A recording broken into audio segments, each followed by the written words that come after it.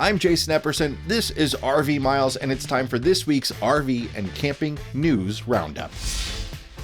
This episode is sponsored by the Togo RV app, currently only $39 per year. Togo RV Plus membership gives you discounts, checklists, maintenance reminders, RV-specific route navigation, and more.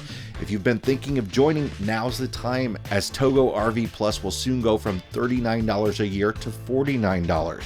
You can lock in that $39 rate though, plus save $10 off with the promo code RVMiles10X. Members have premium access to the R Village social network, overnightRVparking.com, Road Trippers Plus, and the recently added Campendium premium features. Lock in that $39 a year price today and save $10 with the code RVMiles10X at togorv.com. We kick off this week with a topic that continues to dominate campfire discussions and was one of the hottest asked questions at our recent RV Miles meetup: the need for more campgrounds and campground popularity. Maine, home to 48 state parks and historic sites with a statewide population of about 1.4 million people, has seen a soaring increase in campground attendance since the start of the pandemic. According to the Portland Press Herald, 2021 is now the second year in a row that Maine parks have set an attendance record with 315,000 campground visitors, up from last year's record-setting 270,000 visitors. State officials say they expect 2022 to be even bigger. Now, that type of news is what makes this announcement from New York State Parks so surprising.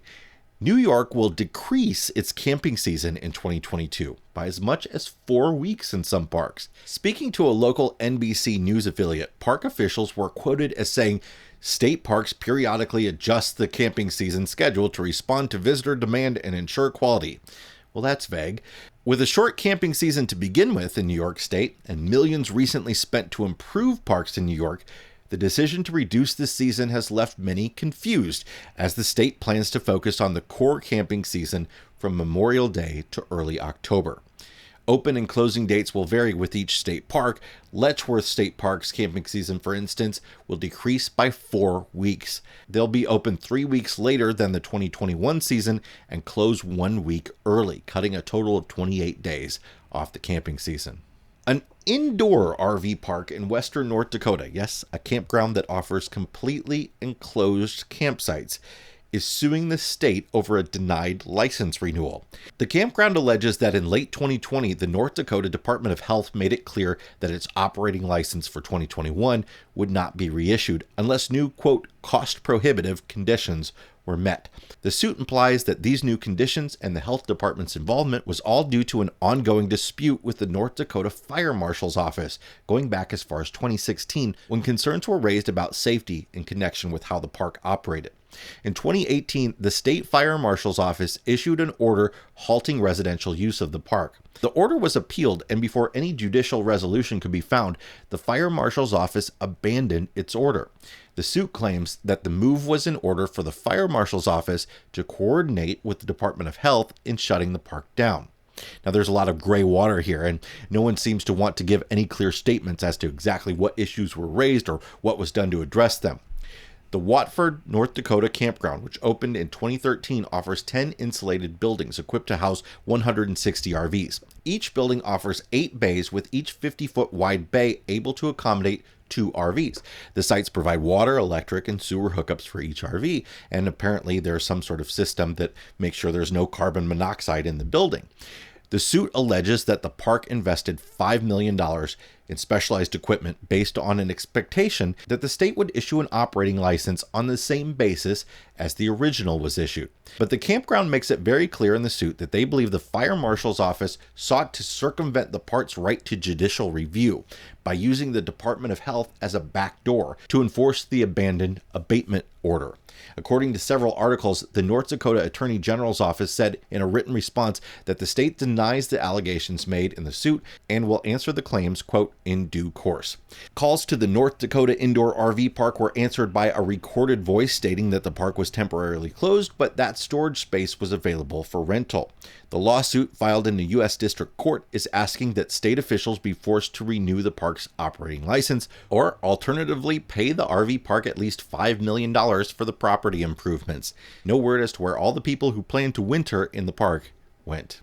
New vehicle prices jumped up for a 7th straight month, reaching another all-time high. The average price surpassed $46,000 in October for the first time ever, according to a new report from Kelley Blue Book. The average transaction price is currently $46,036, up 12.9% from 1 year ago and up 2% from September of 2021.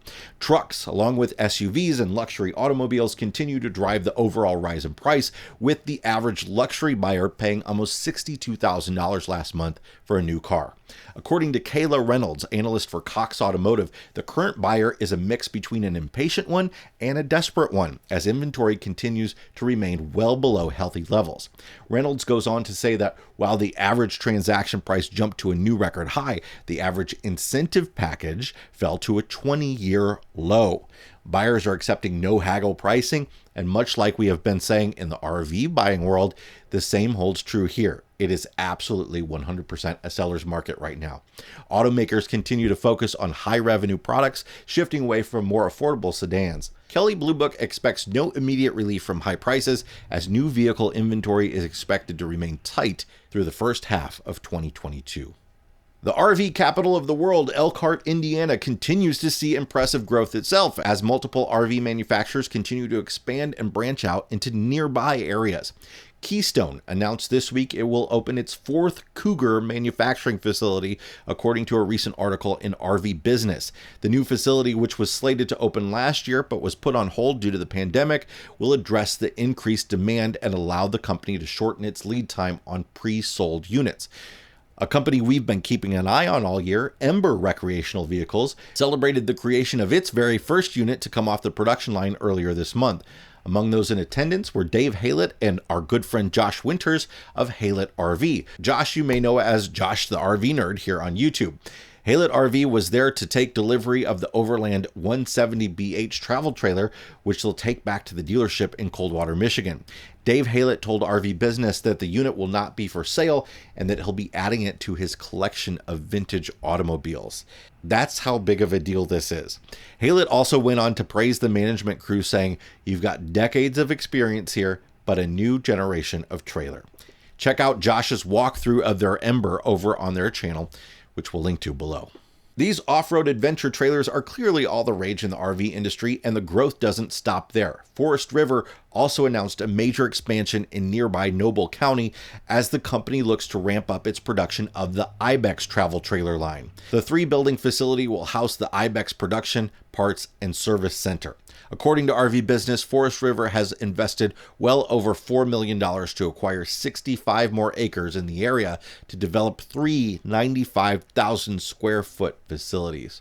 The Ibex lineup features 8 floor plans, 4 of which are 7 foot wide and weigh in at under 5,000 pounds. The rest are under 7,000 pounds, making them ideal to be towed behind SUVs and smaller trucks. All Ibex models feature Asdel construction, largest in-class refrigerators, solar, an inverter, heated and enclosed underbelly, tank pad heaters, all-terrain tires, and increased ground clearance.